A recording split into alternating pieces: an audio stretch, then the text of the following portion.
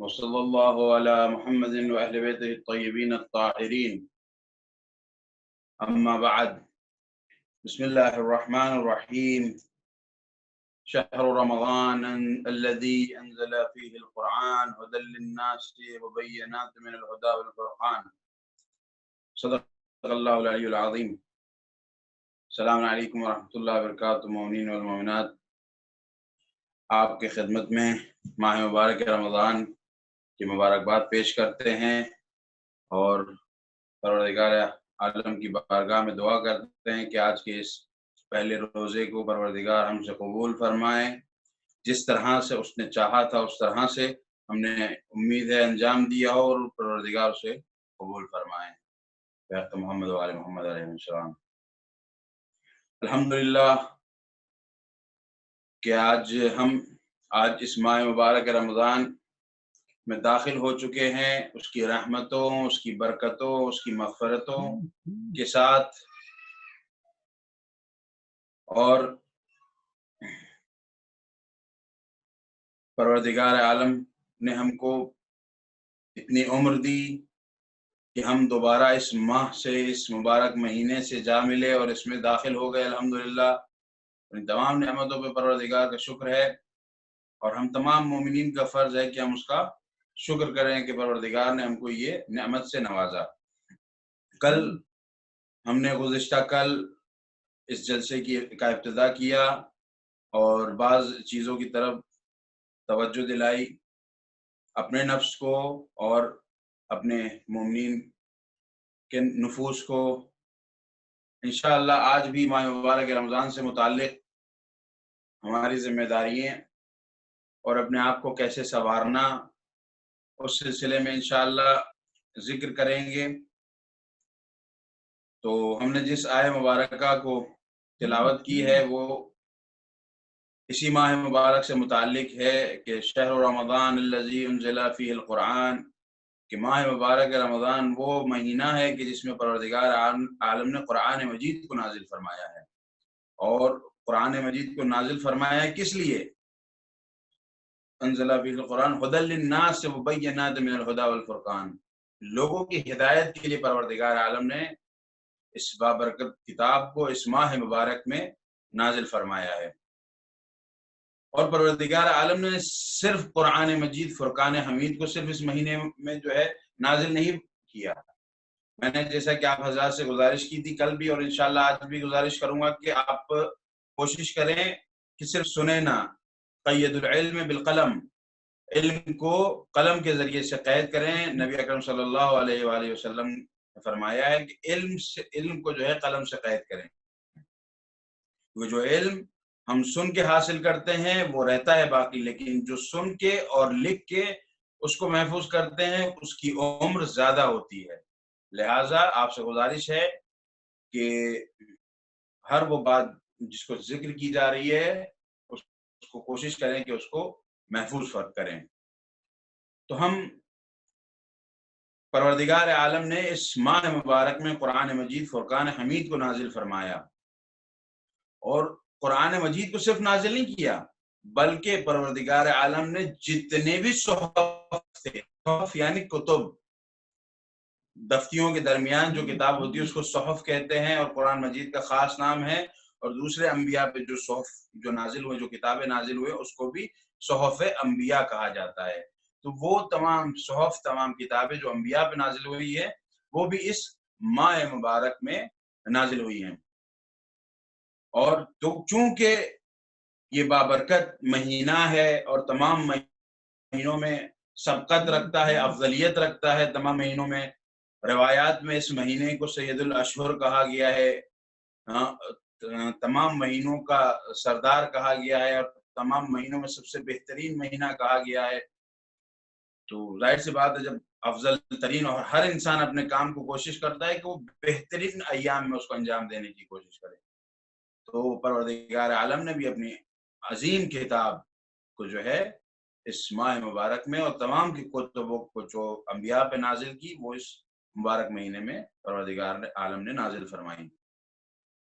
اور کس لیے نازل کی؟ ھدی للناس، پروردگار نے نازل فرمائی لوگوں کی ہدایت کے لیے.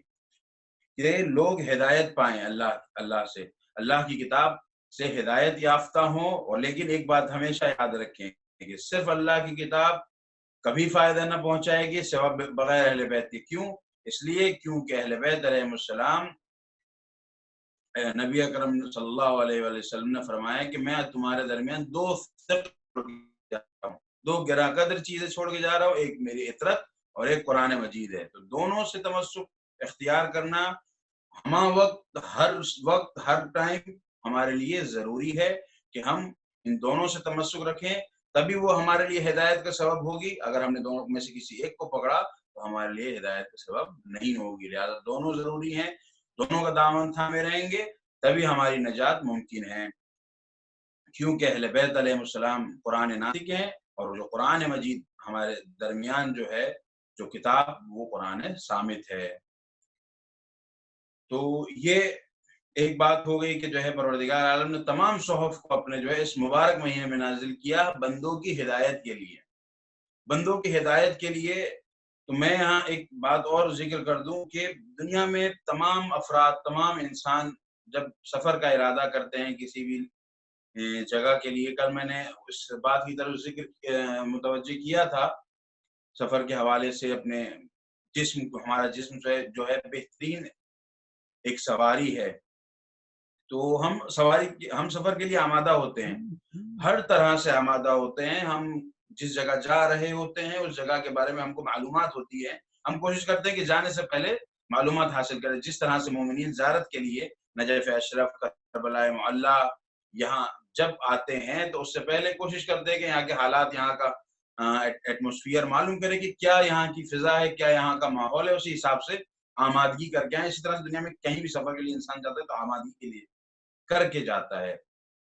اب ہمارا فرض کیا ہے؟ یہ تو ہمارے موقت سفر ہیں کہ جو مختصر سی مدت کے لیے ہم جس جگہ جاتے ہیں اور واپس آ جاتے ہیں اپنے اصل مکان کی طرف. لیکن یہ ہماری زندگی جو اس دنیا میں ہے یہ موقت زندگی ہے، یہ فنا ہو جانے والی زندگی ہے، یہ ختم ہو جانے والی زندگی ہے.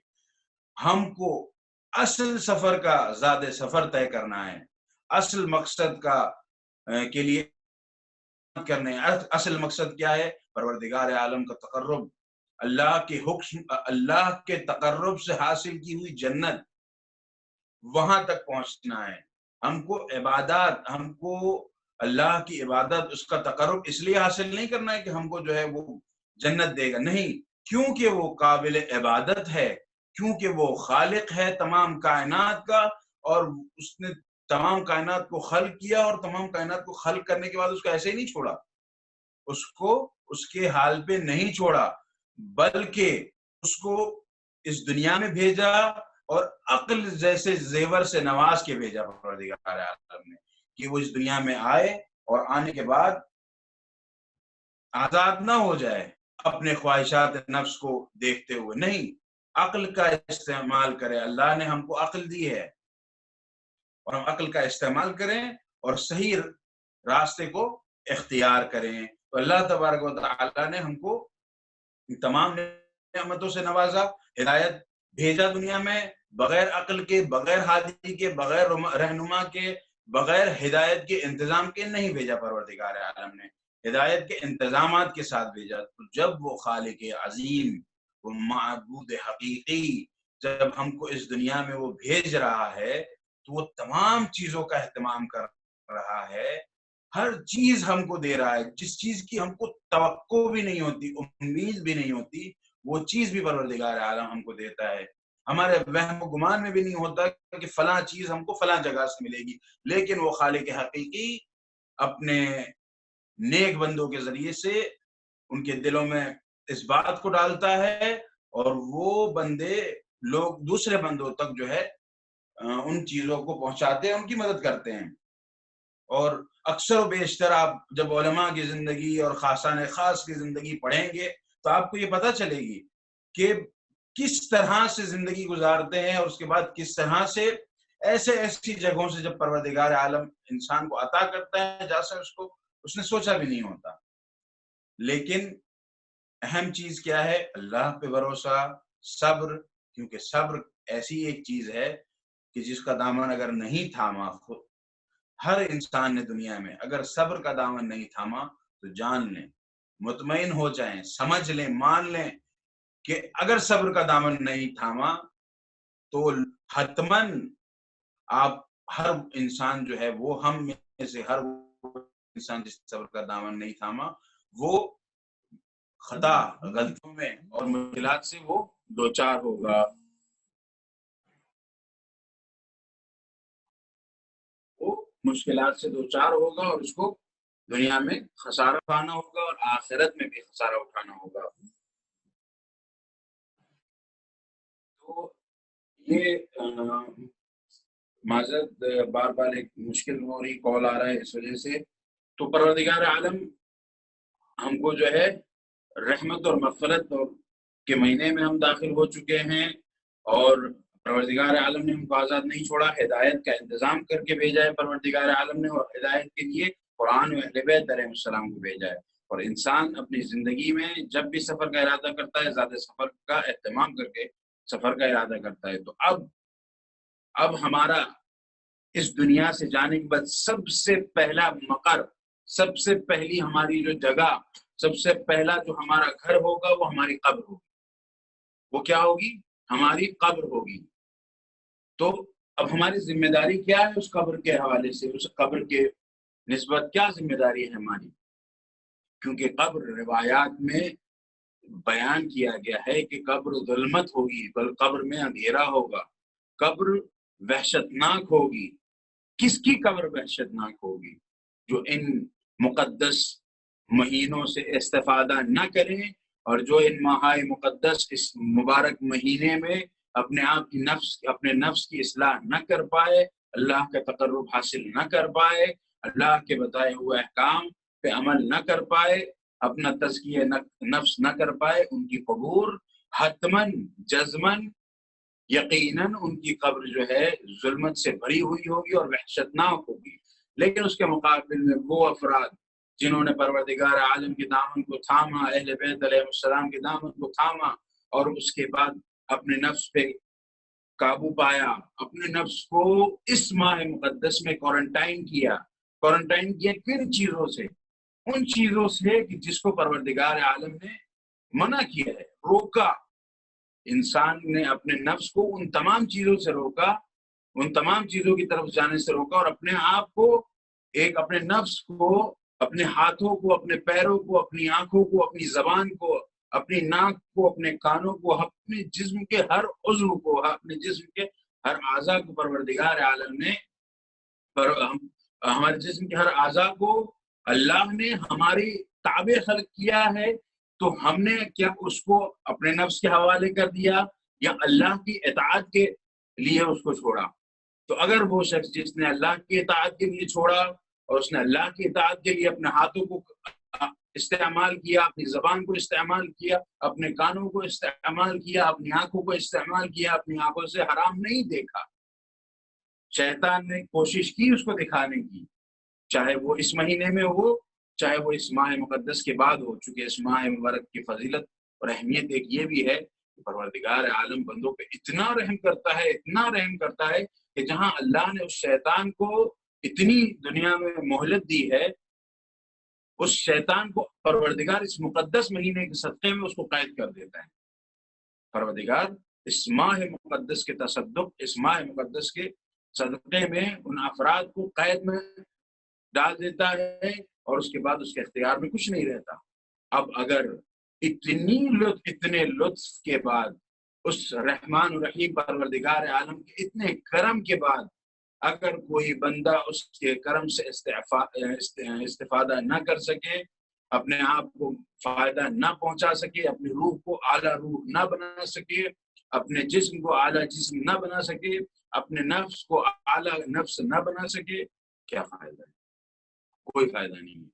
اور وہ مان لے، سمجھ لے کہ جو اس ماہ مبارک میں اگر جس نے اپنے آپ کا تزکیہ نہیں کیا تو وہ اس کے بعد اس کے پاس یا تو وہ اب اس کے بعد جو ایک موقع آئے گا وہ آئے گا روز عرفہ کا. روز عرفہ ایک وہ بابرکت دن ہے کہ جس میں پروردگار عالم اپنے بندوں کو موقع دیتا ہے کہ آج کا دن بھی ہے، بخشوا لو اپنے آپ کو، اپنے گناہوں کو معاف کروا لو۔ اگر کروا لیا اور اس کے بعد اپنے گناہوں کی تکرار نہ کی، سمجھ لیں کہ آپ کامیاب ہیں اس دنیا میں بھی اور آخرت میں بھی۔ لیکن اگر ہم جیسے آئے تھے اس مبارک مہینے میں داخل ہوئے تھے اور ویسے ہی باقی رہے، تو یہ جان لیں کہ ہماری قبر میں ظلمت ہوگی، ہماری قبر اندھیری ہوگی، ہماری قبر وحشتناک ہوگی ہماری قبر۔ تو یہ ہماری ذمہ داری ہے۔ اور ایک روایت آپ کو میں بتاتا چلوں، چونکہ یہ ماہ مبارک رمضان ہے اور اس ماہ مبارک رمضان کو ربیع القرآن کہا جاتا ہے، کیونکہ روایت میں ہے کہ ہر مہینے کے لیے ایک فصل، ایک موسم ہوتا ہے۔ لِكُلِّ شَيْءٍ رَبِيعٌ وَالرَّبِيعُ القرآن شہر رمضان، کہ ہر مہینے کے لیے ایک موسم، ایک فصل ہوتی ہے، اور ماہ مبارک رمضان جو ہے قرآن مجید کے لیے جو ہے فصل، قرآن مجید کے تلاوت کا جو ہے ایک موسم ہے۔ قرآن مجید جو ہے ماہ مبارک رمضان کے لیے، اور ماہ مبارک رمضان قرآن مجید کے لیے موسم ہے۔ تو اس حوالے سے میں آپ کی خدمت میں ایک روایت نقل کر دوں کہ جو بہت عظیم روایت ہے، کہ ہمارے اور آپ کے امام معصوم فرماتے ہیں، کیا فرماتے ہیں امام؟ کہ ان اعظم نور یراہ المؤمن، ان اعظم نور یراہ المؤمن فی قبرہ نور القرآن، کہ امام فرماتے ہیں کہ بے شک اعظم نور، بلند ترین نور، سب سے بہترین نور اگر نیکیوں میں اگر کوئی ہے تو وہ قرآن مجید ہے، قرآن مجید کی تلاوت کا نور ہے۔ کہ اگر وہ قبر میں، انسان کی قبر میں اگر کوئی بہترین نور ثابت ہوگا، اس کے جو اس کی قبر کو منور کرے گا، سب سے زیادہ اگر کوئی نور منور کرے گا تو قرآن مجید کی تلاوت کا نور اس کی قبر کو منور کرے گا۔ اگر ہم نے صدقہ دیا تو وہ بھی ہماری قبر کو منور کرے گا، ہم نے صلہ رحم کیا وہ بھی ہماری قبر کو منور کرے گا۔ صدقہ، یہ دو چیزیں ابھی ہیں، تو میں اس حوالے سے بھی آپ کو متوجہ کرتا چلوں کہ ماہ مبارک رمضان کی ہر شب میں صدقہ دینا بہت عظیم ثواب رکھتا ہے دوسرے مہینوں کے مقابل میں۔ اور اسی طرح سے صلہ رحم کرنا، صلہ رحم یعنی کیا؟ صلہ رحم یعنی اپنے رشتہ داروں کے ساتھ اپنے رشتہ داروں کی خیریت لینا، ان کے احوال پرسی کرنا، ان سے سلام دعا کرنا۔ تو علماء سے جب پوچھا گیا، مراجع اعظام سے جب پوچھا گیا، علماء سے پوچھا گیا کہ صلہ رحم حد اقل ہم کس طرح سے کر سکتے ہیں؟ حد اقل کم سے کم ہم صلہ رحم کس طرح سے کر سکتے ہیں اپنے رشتہ دار کے ساتھ؟ تو کہتے ہیں کہ سلام کے ذریعے سے، دعا کے ذریعے سے، خیریت کے ذریعے سے آپ کم سے کم اپنے رشتہ داروں سے اس ماہ مبارک میں، خصوصاً جن ایام میں جن مشکلات سے ہم گزر رہے ہیں، تمام دنیا کے افراد کوارنٹائن ہیں، اپنے گھروں میں ہیں، اپنے گھروں میں ہیں، اپنے رشتہ داروں تک نہیں پہنچ پا رہے ہیں، تو ان مشکلات کے ایام میں صلہ رحم بہرحال اس ماہ مبارک میں اور تمام مہینوں میں کرنا، اس ماہ مبارک میں خصوصی تاکید کی ہے رسول اکرم صلی اللہ علیہ وآلہ وسلم نے۔ تو کس طرح سے کریں؟ تو آپ اپنے رشتہ داروں سے صلہ رحم اپنے فون کے ذریعے سے بھی کر سکتے ہیں، ایک سلام کے ذریعے سے آپ کر سکتے ہیں، ان کو دعا دے کے صلہ رحم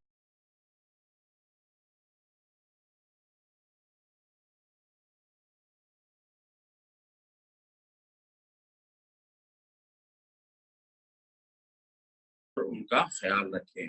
اور خصوصاً ایک بات میں کل گزارش کرنا چاہ رہا تھا لیکن وہ رہ گئی وقت کے ختم ہونے کی وجہ سے، وہ یہ ہے کہ اپنے جیران، اپنے پڑوسیوں کا خیال رکھیں۔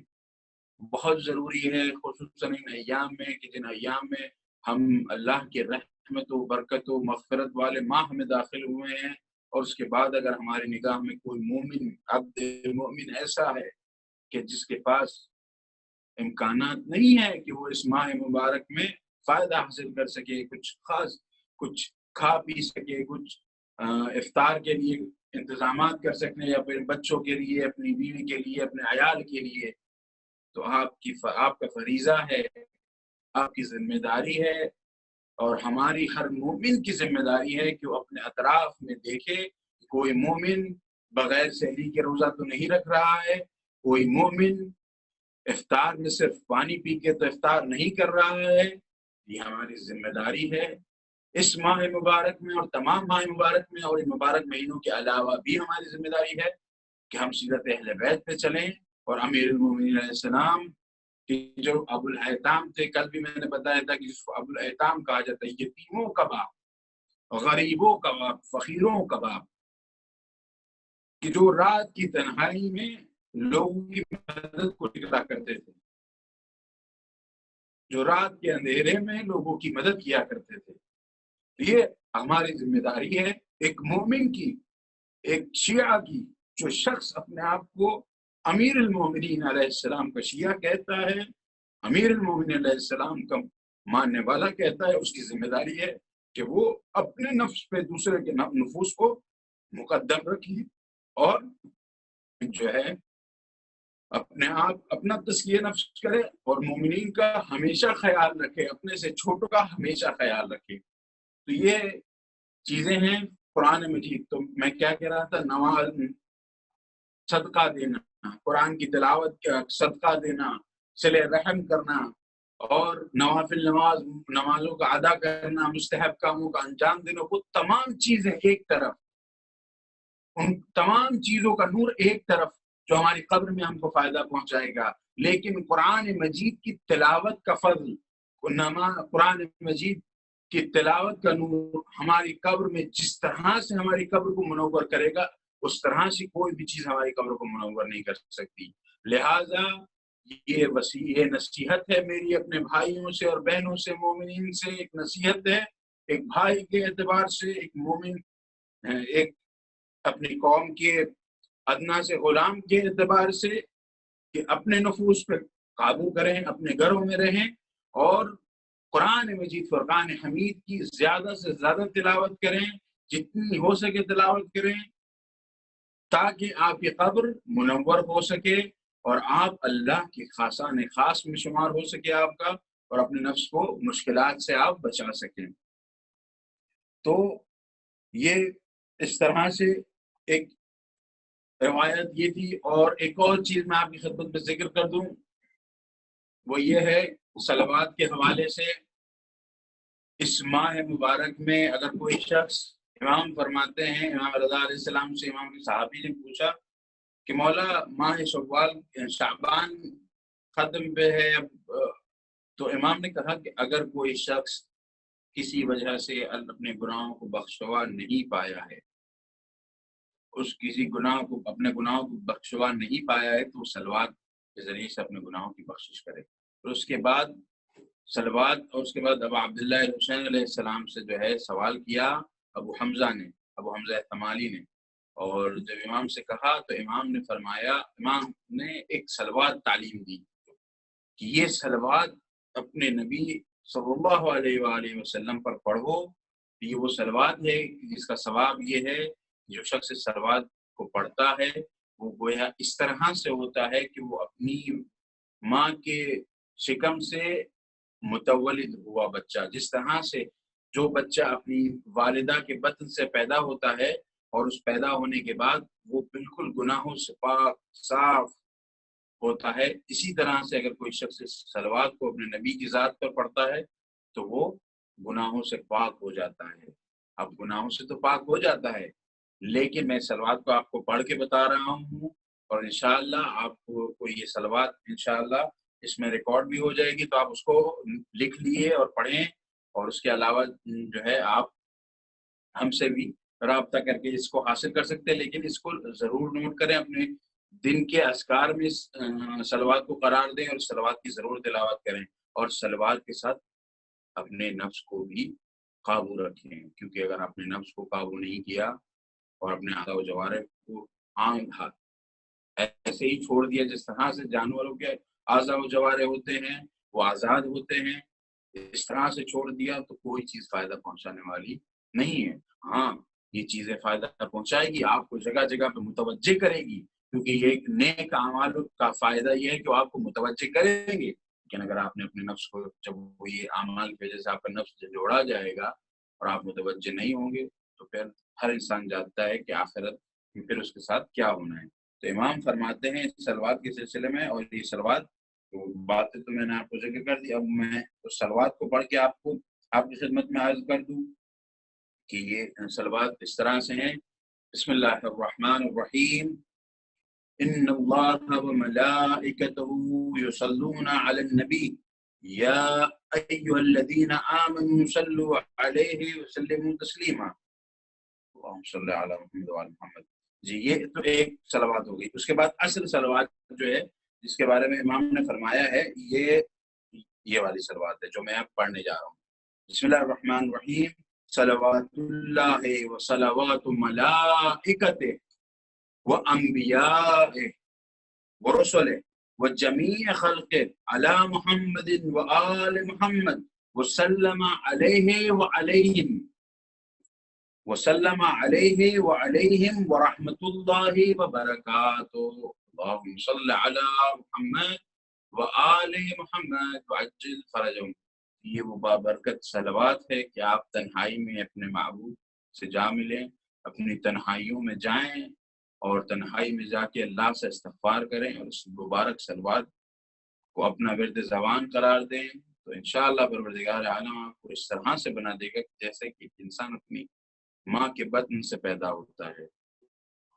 تو یہ ماہ مبارک کے سلسلے میں ہماری ذمہ داریاں اپنے نفس کی اصلاح، اپنی ذات کی اصلاح، اور اس کے بعد اپنے بھائیوں کو متوجہ کریں۔ لیکن ہمیشہ ایک بات یاد رکھیں، کبھی بھی کوئی بھی عمل بغیر خود عمل انجام دیے ہوئے لوگوں کو نہ کہیں۔ ہاں، ایک اگر بالکل غلط کام آپ دیکھ رہے ہیں کہ جو ہو رہا ہے اس کی طرف متوجہ کریں، لیکن اس کو متوجہ کرنے سے پہلے آپ اپنے نفس میں یہ ارادہ کر لیں کہ پروردگار میں اس بھائی کو یا اس بہن کو اس کام سے روک رہا ہوں، لیکن پروردگار تو مجھے بھی توفیق دے کہ مجھ پہ جب وقت پڑے تو میں اس کام کو انجام نہ دوں، میں اس کام کو انجام نہ دوں۔ آپ ہمیشہ یہ سوچیں کہ ہمارا معبود ہمارے سامنے ہے، چاہے آپ روڈ پہ ہوں، چاہے آپ اپنے گھر میں ہو، چاہے آپ خلوت میں ہو، چاہے آپ اپنے کمرے میں ہوں، چاہے کسی بھی جگہ ہوں، آپ دنیا کی کسی بھی کونے میں ہوں، جہاں پوری دنیا آپ کو دیکھ رہی ہو، جہاں دنیا کا کوئی فرد آپ کو نہ دیکھ رہا ہو، ہر جگہ آپ کا معبود آپ کے ساتھ ہے، اور پروردگار عالم نے وہ جو دو فرشتے یہاں اور یہاں مقرر کیے ہیں وہ آپ کو دیکھ رہے ہیں۔ پروردگار عالم، اس رحمان و رحیم پروردگار عالم کا لطف، اب اس کے لطف کی طرف آپ کو متوجہ کرتا چلوں کہ دیکھیں وہ کتنا رحیم و کریم ہے اور ستار العیوب ہے، اپنے بندوں کے گناہوں کو ٹھیکا رکھتا ہے لوگوں سے۔ پتہ ہے کتنا پروردگار ستار العیوب ہے اور اپنے بندوں کو کتنا پسند کرتا ہے۔ آپ دعائے کمیل پڑھتے ہوں گے، لیکن دعائے کمیل کا ایک جملہ ہے، دعائے کمیل میں پروردگار عالم ایک جملہ امام فرماتے ہیں کہ پروردگار عالم نے جو ہے اپنے بندوں کے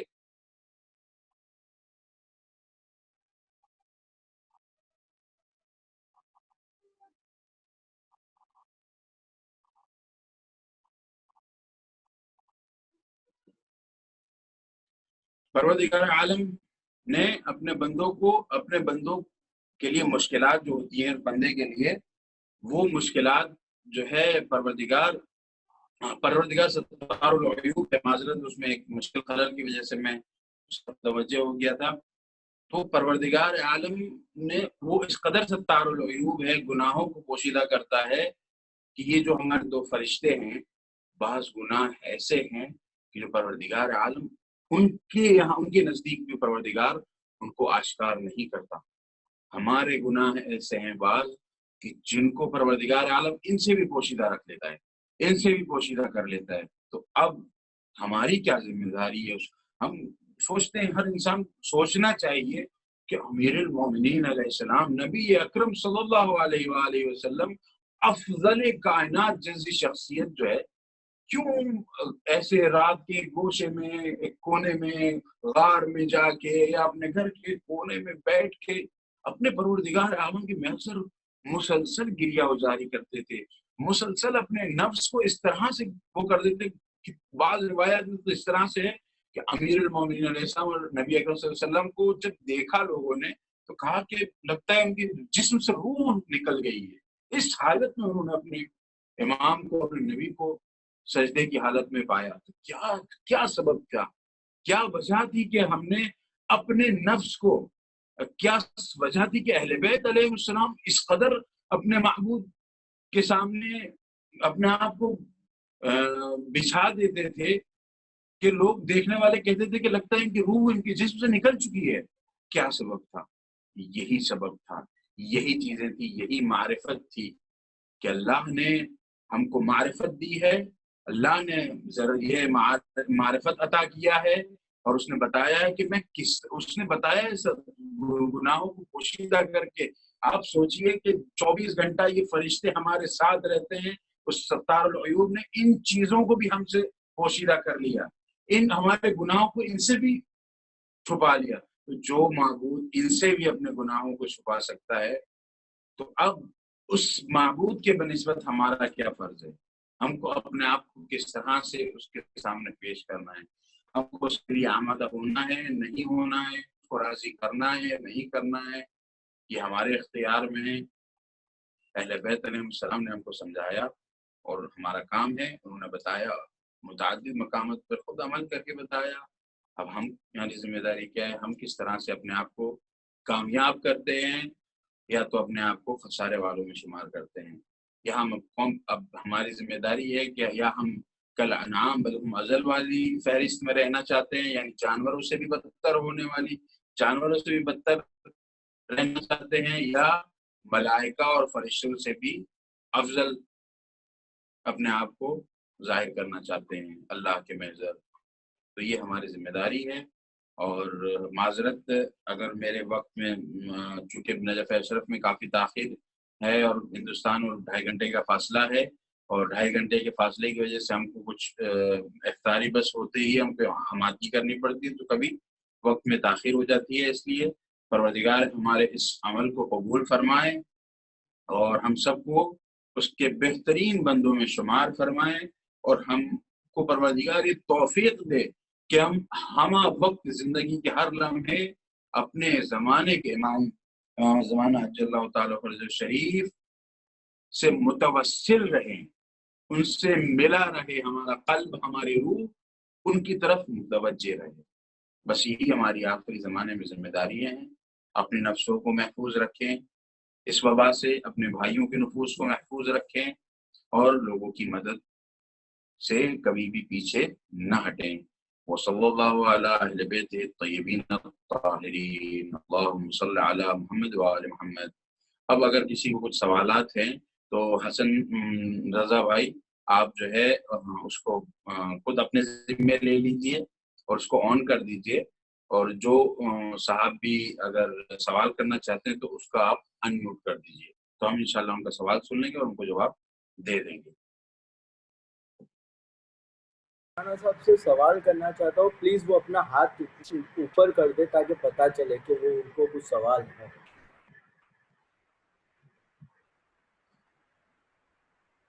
حسن رضا صاحب.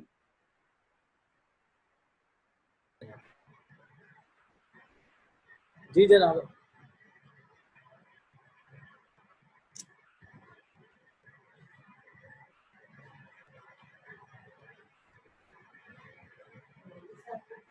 جی جناب.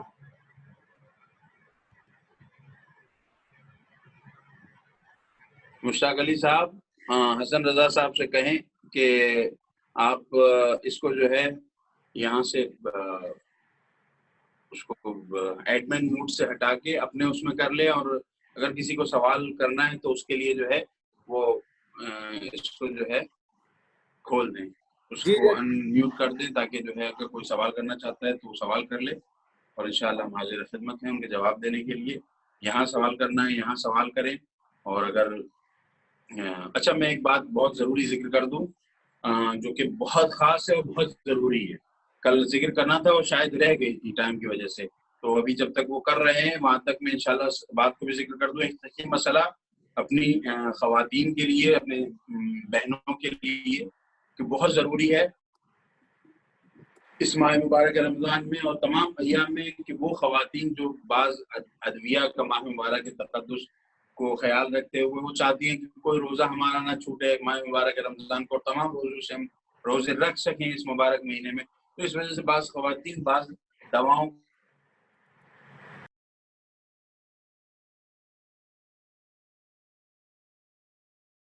خاتون کو نقصان نہ پہنچائے وہ علاج جو ہے اس کو کھانے میں کوئی دقت نہیں. اگر وہ کھاتی ہے اور روزہ رکھتی ہے ان ایام میں، چونکہ اب جب اس نے دوائی استعمال کی ہے تو وہ خاتون ان ایام میں، جو اس کے خاص ایام میں، وہ ان دنوں سے دو چار نہیں ہوگی اور اس حالت میں نہیں آئے گی، تو وہ ان دنوں میں روزہ رکھ سکتی ہے. اور اگر کوئی خون دیکھتی ہے، وہ اگر کوئی ایسی چیز ان دنوں میں جو خاص ایام میں ہیں، جو فکس ایام ہیں خاتون کے، یا بعض خواتین ایسے ہوتے جن کے فکس ایام نہیں ہوتے، تو وہ بہرحال ان چیزوں کو اگر دیکھتی ہے تو وہ اس کے صفات کی طرف متوجہ ہوگی، اور ان صفات کی طرف متوجہ ہوگی. اگر اس کے اندر صفات پائے جاتے ہیں یا نہیں پائے جاتے، اگر پائے جاتے ہیں تو پھر کیا ہے، اس کا دوا کا اثر نہیں ہوا ہے تو اب وہ اس حکم میں آئے گی. لیکن اگر صفات نہیں پائے جاتے ہیں خون حیض کے، تو وہ خون حیض نہیں ہوگا اور وہ طاہر ہوگی اور وہ روزہ رکھے گی اور وہ اس استحاضہ کے اعتبار سے عمل کرے گی. اس سلسلے میں میں نے کل ہی ایک ویڈیو مفصل خواتین کے مسائل کے حوالے سے ریکارڈ کیے. انشاءاللہ میں اس کو آج رات تک اپلوڈ کر دوں گا. اس کو میں جو ہے انشاءاللہ یوٹیوب پہ انشاءاللہ نشر کر دوں گا، تو اس سے آپ تمام ہی حضرات خصوصاً ہماری بہنیں اس سے استفادہ کریں. اور دیکھیں کبھی بھی شرمائیں نہیں. طلب العلم فریضۃ علی کل مسلم والمسلمہ، علم حاصل کرنا ہر مسلم عورت اور ہر مسلم مرد پہ واجب ہے. اس میں شرم نہیں. شرم ایک بہترین گہنا ہے خاتون کے لیے اور مرد کے لیے بھی، لیکن واجب مسائل حاصل کرنا آپ پہ واجب ہے، شرعی فریضہ ہے. اس میں کوتاہی بالکل بھی قطعاً جو ہے قابل معافی نہیں ہوگی، کیونکہ تمام وسائل موجود ہیں حال حاضر میں علم حاصل کرنے کے، مسائل جاننے کے، مسائل سے واقف ہونے کے. لہٰذا مسائل سے واقف ہوں اور اپنے آپ کو اس طرح سے آمادہ کریں کہ صحیح دین اسلام پہ عمل کر پائیں اور صحیح دین اسلام حاصل کر سکیں. جناب ایک بھائی کا سوال ہے کہ چلو میں ان کو ہی انمیوٹ کر رہا ہوں. محیط تنیجا کر کے ہے کوئی، محیط تنیجا.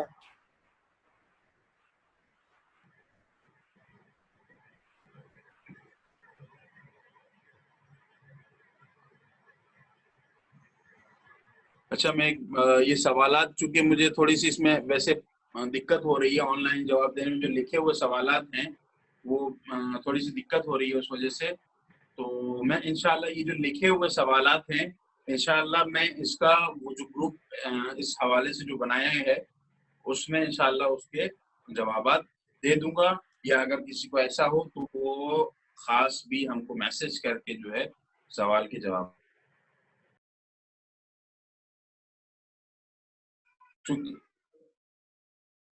میں انتظار کر رہا ہوں، آن کیجئے. اگر کسی کو مجھے تھوڑی سی دقت ہو رہی ہے، اس لیے جو ہے میں امید کرتا ہوں کہ اگر کسی کو سوال ہوگا تو حسن رضا صاحب ان کو انمیوٹ کر دیں اور وہ ہم سے سوال کر لیں.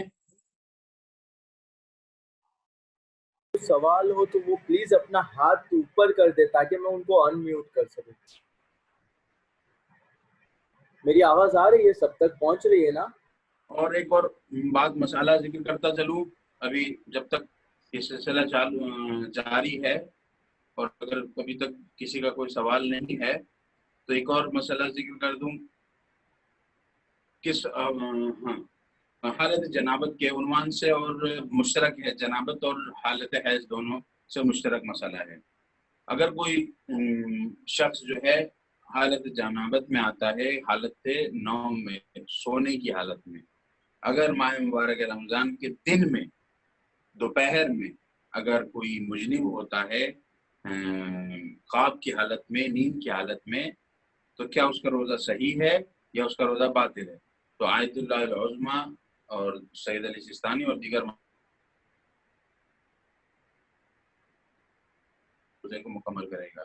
دن میں، دوپہر میں، یعنی سحر کے، یعنی اذان صبح کے بعد اگر کوئی نیند کی وجہ سے اگر احتلام میں ہوتا ہے تو اس کا روزہ، اس کو جو نائٹ فول جس کو کہتے ہیں وہ ہو جاتا ہے اگر اس سے نیند میں خواب میں تو وہ اس کا روزہ صحیح ہے، وہ روزہ مکمل کرے گا۔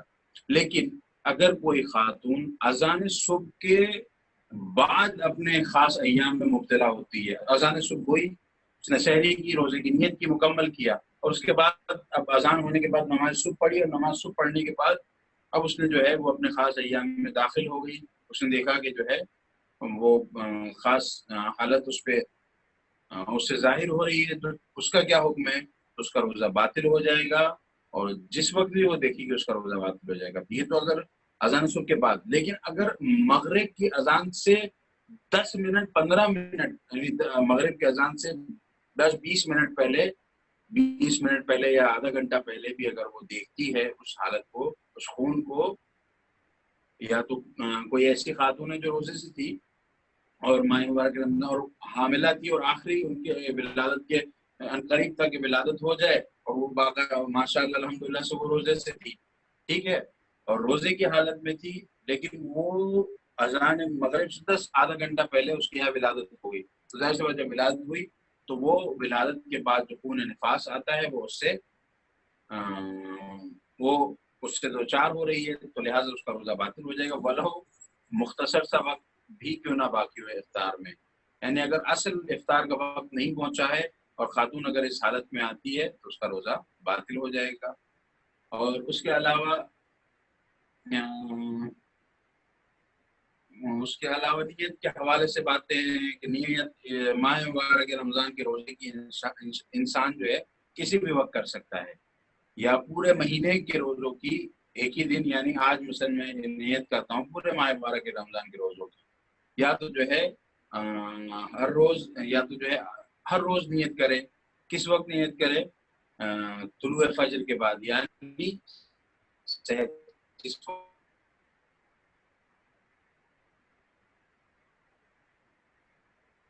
وقت ہم شہر کے لیے اٹھتے ہیں، شہر ہے، ہم جو ایک ہی پہلے ہی دن یا مثلا دوسرے دن یا کسی بھی دن ہم جو ہے اپنے روزے کی نیت کر لیں ماہ مبارک رمضان کے روزے کی۔ ہم روزے رکھتے ہیں انشاءاللہ اللہ کے تقرب کے لیے، قربت اللہ ماہ مبارک رمضان کے، ٹھیک ہے۔ ایک چیز تو یہ ہو گئی، اور کیا نیت کو زبان سے بولنا ضروری ہے کہ نہیں ہے؟ تمہارا جی کہتے ہیں نہیں، دل میں جو ارادہ کیا، قصد کیا، جو آپ کے دماغ میں ہے میں روزہ رکھتا ہوں واجب قربت اللہ، زبان سے نہیں کہہ رہے تو یہ بھی کافی ہے، زبان سے دہرانے کی ضرورت نہیں ہے، شک و شبہ میں نہ پڑیں۔ ایک اور نیت کے حوالے سے بات ذکر کر دوں کہ اگر کوئی شخص ماہ مبارک رمضان میں طلوع فجر کے وقت ارادہ کرتا ہے روزے کا اور روزہ رکھتا ہے، نیت کرتا ہے، پھر اس کے بعد طلوع فجر کے بعد اذان صبح کے بعد وہ ارادہ کرتا ہے روزہ توڑ دے کہ مجھے روزہ نہیں رکھنا ہے، اب میں روزہ نہیں رکھوں گا، اور اس نے روزے کو توڑ دیا، یعنی توڑا نہیں، صرف ارادہ کیا، حتمی ارادہ کیا کہ میں روزہ کھول دوں گا، اب جو ہے میں روزے کو آگے نہیں رکھوں گا، لیکن پھر وہ متوجہ کہ نہیں، روزہ کھولنا غلط ہے، گناہ ہے، اللہ کی معصیت ہے، بغیر کسی عذر کے روزہ کھولنا، تو وہ متوجہ ہو گیا، تو کیا اب وہ شک میں پڑ جاتا ہے کہ میں نے چونکہ ارادہ کر لیا تو کیا میرا روزہ باطل ہو گیا کہ نہیں ہوا؟ تو آیت اللہ العظمہ سید علی حسین سستانی حفظہ اللہ کے نزدیک اس کا روزہ، اس دن کے روزے کو وہ قصد رجائے مطلوبیت کی نیت سے مکمل کرے گا اس دن کے روزے کو، اور ماہ مبارک رمضان کے بعد اس روزے کی قضا بجا لائے گا، ماہ مبارک رمضان کے بعد اس روزے کی قضا بجا لائے گا، اس روزے کو مکمل کرے گا۔ جناب ایک بردر کا سوال ہے، ان کو میں نے ان میوٹ کیا ہوا اور اگر دیکھیں ابھی اگر کسی کو کچھ سوال کرنا ہو تو بتائیں۔ ہاں، اس کے علاوہ کوئی ایک بردر کا سوال ہے، بردر موہت تنیجا کر کے ہے۔ بردر آپ کا مائک میں نے ان میوٹ کر دیا ہے، آپ کو جو سوال ہے وہ آپ پوچھ سکتے ہیں۔ موہت تنیجا بردر،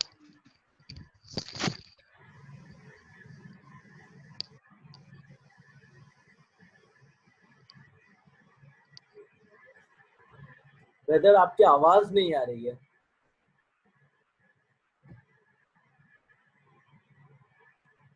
یہ بردر کو سوال ہے جناب،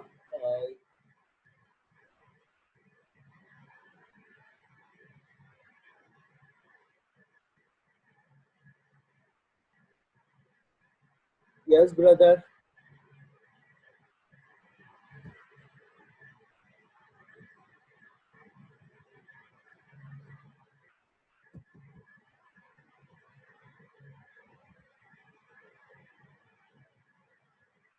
ओके ओके ठीक है। जनाब एक सवाल है ये ब्रदर का कि ये अल्लाह एंड अहले बैत को मानते हैं, माह रमजान में रोजा रखना चाहते हैं, बट वालिदा ने उन्हें साफ मना कर दिया। अब ऐसे में क्या कर सकते हैं? एक तरफ उनकी इबादत है और दूसरी तरफ वालिदा है। एक मिनट जनाब, मैं आपको अनम्यूट कर रहा हूँ।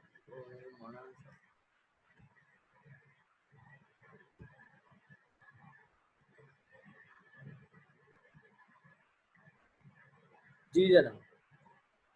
जी, मैंने भी एक सवाल पढ़ा, उसमें ये किसी ने सवाल किया था कि अगर इस तरह से मालूम हो कि हमारे गुनाह बख्श दिए गए, हमारे गुनाह माफ हो गए हैं, तो ये चीज़ जो है हमको इस तरह से मालूम होगी, हमको अपने आप को देखना है कि हम अल्लाह से कितने करीब हो रहे हैं, हम परवरदिगार आलम की बारगाह में हमारा दिल कितना लग रहा है, हम अपने माँ बाप का किस तरह से एहतराम कर रहे हैं, अल्लाह की इबादत में दिल लग रहा है या नहीं लग रहा।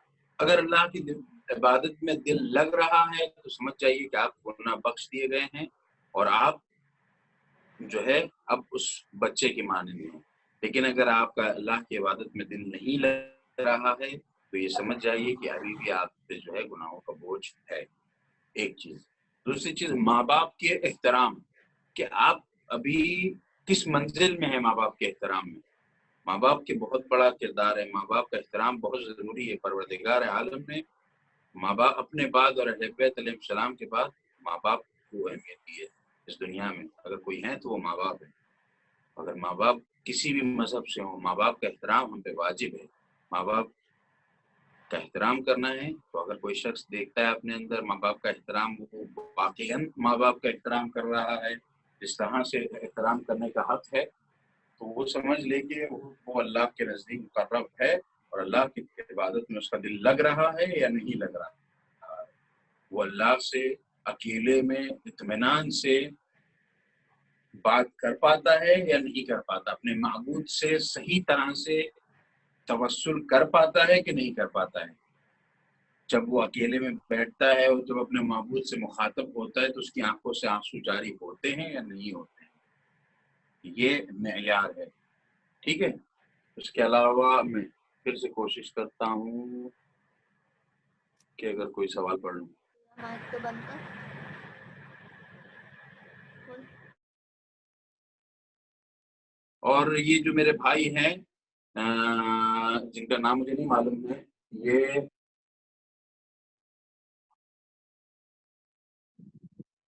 इंशाल्लाह इनका जवाब इंशाल्लाह हम जो है हतमन देंगे। इनका सवाल मुकम्मल काफ़ी बड़ा है। जो हमारे नॉन मुस्लिम भाई हैं जो कह रहे हैं कि जो है मैं गैर मुस्लिम हूँ, तो मैं इंशाल्लाह भाई हाजिर हूँ आपकी खिदमत में, आपके जवाब इंशाल्लाह मुफस्सल दूंगा। लेकिन मुझे चूंकि वो मोबाइल की क्रॉस होने की वजह से थोड़ी सी दिक्कत हो रही है, तो इस वजह से मैं बड़े जो सवाल है आपके, मैंने मुख्तसर सवाल पढ़ा है, मुफस्सल नहीं पढ़ा है ऊपर नीचे का, तो मैं इंशाल्लाह उसका जवाब दूंगा।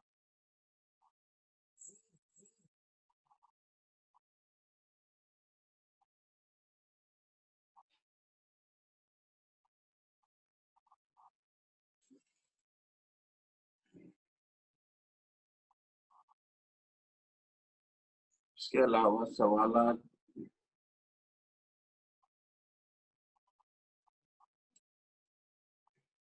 मैं उम्मीद करता हूँ कि जो है इंशाल्लाह आप लोगों के जवाबात मैं व्हाट्सएप पे दे पाऊँ, क्योंकि थोड़ा सा दिक्कत की वजह से मैं इंशाल्लाह उसमें बार बार इसको मुझे मुश्किल हो रही है, तो इस वजह से मैं उसको वैसे नहीं दे पाऊंगा। आप अगर ग्रुप में मैसेज कर दें तो इंशाल्लाह हम सवालात आपके देख लेंगे और सवालात के जवाबात दे देंगे।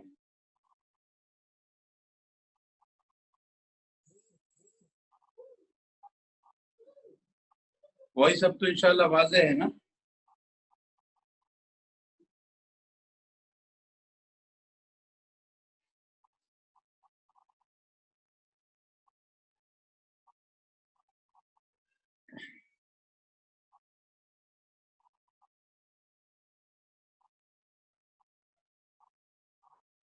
वो जनाब वो ब्रदर का सवाल मैं रिपीट कर दूं क्या?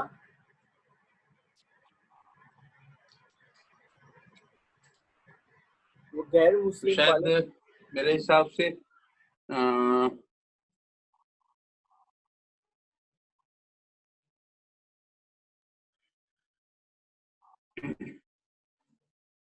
और माह मुबारक रमजान के हवाले से इंशाअल्लाह मैं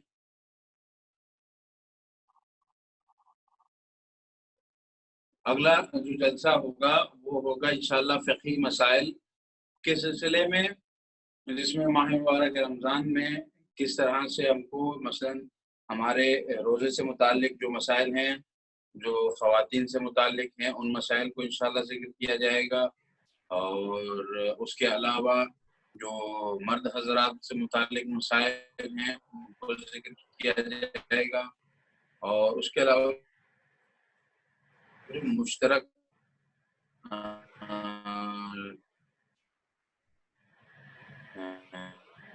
मसाइल हैं लेडीज़ और जेंट्स के दरमियान में, वो उन मसाइल को इंशाअल्लाह ज़िक्र करेंगे। और रोज़े से मुताल्लिक़ सब, क्योंकि एक गलतफ़हमी हमारे माशरे में फैली हुई है, बीमार है उस पे से रोज़ा साक़ित है, तो लोग ये सोचते हैं कि चलें हर मर्ज़ में जो है इंसान से रोज़ा साक़ित नहीं है। अगर इंसान को रोज़े की वजह से अगर इंसान बीमार है और उस बीमारी की हालत में अगर इंसान रोज़ा रखता है और वो रोज़ा उसको नुकसान दे, वो उसको यकीन हो जाए कि मैं रोज़ा रखूँगा तो मैं बीमार हो जाऊँगा, मज़ीद बीमार हो जाऊँगा और मेरी बीमारी ठीक नहीं होगी और मैं तो ये सब इम्कानात हों तो उस वक़्त वो जो है रोज़ा खोल सकता है, ठीक है? और वो भी रोज़ा खोले लेकिन माह मुबारक रमज़ान के तक़द्दुस का ख़याल करे, उसका एहतराम करे और लोगों के सामने खाए-पिए ना, ज़रूरत के वक़्त खाए, ज़रूरत के वक़्त पानी पिए, जब उसको प्यास ज़्यादा लगे तब पानी पिए और कुछ लुक़्मे खाना खा ले ताकि उसके जिस्म में कमज़ोरी ना आए और माह मुबारक रमज़ान का तक़द्दुस भी बाक़ी रहे। और जनाब जो है मौलाना साहब आपको आवाज़ आ रही है? बीमारी के सिलसिले में भी इंशाअल्लाह मुफस्सल एक बहस है और सफ़र के हवाले से भी मुफस्सल बहस है कि सफ़र में किस वक़्त रोज़ा वाजिब है और किस वक़्त रोज़ा वाजिब नहीं है, किन-किन सफ़रों में रोज़ा वाजिब है और किन-किन सफ़रों में रोज़ा वाजिब नहीं है। तो ये है कि वो शख्स जो मुसाफ़िर है, आज इस चीज़ को बस ज़हन में रख लीजिए, वो शख्स जो मुसाफ़िर है, जो सफ़र की हालत में उस पर रोज़ा वाजिब नहीं है। लेकिन जो हज़र में है, अपने घर में है या उस जगह पे है जहाँ 10 दिन का इरादा करके गया है, तो उस जगह पे उस पर रोज़ा वाजिब है। और वो शख्स कि जिसका काम ही सफ़र करना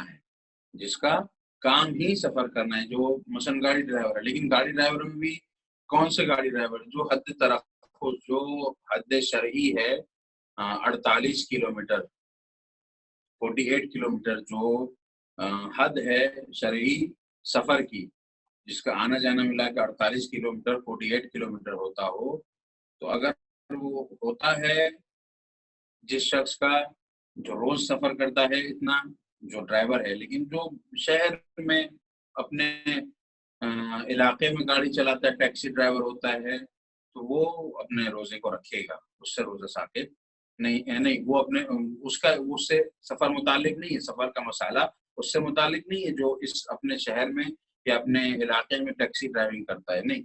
वो अफ़राद जो 48 किलोमीटर से 48 किलोमीटर 48 किलोमीटर जो सफ़र करते हैं, उनसे मुताल्लिक़ है और वो भी कब? जबकि वो 6 महीने हर महीने में 10 मरतबा और मुसलसल 1 साल तक 1 साल में 6 महीना सफ़र करें और महीने में 10 दिन सफ़र करें। महीने में 10 दिन और साल में 6 महीना सफ़र। तो वो शख्स कसीर सफ़र होगा, वो ज़्यादा सफ़र करने वाले के ज़ुमरे में आएगा और उसके ऊपर रोज़ा वाजिब होगा सफ़र में भी। उस पे नमाज़ भी पूरी होगी, अपनी नमाज़ को भी पूरी पढ़ेगा और अपने रोज़े को भी रखेगा। उसके अलावा इंशाअल्लाह जनाब एक सवाल था मौलाना साहब,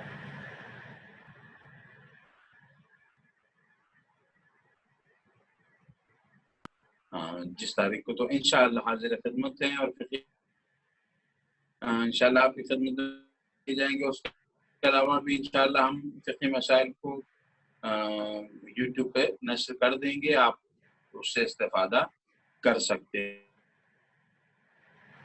ہیں. وصلی اللہ علی محمد وآل محمد.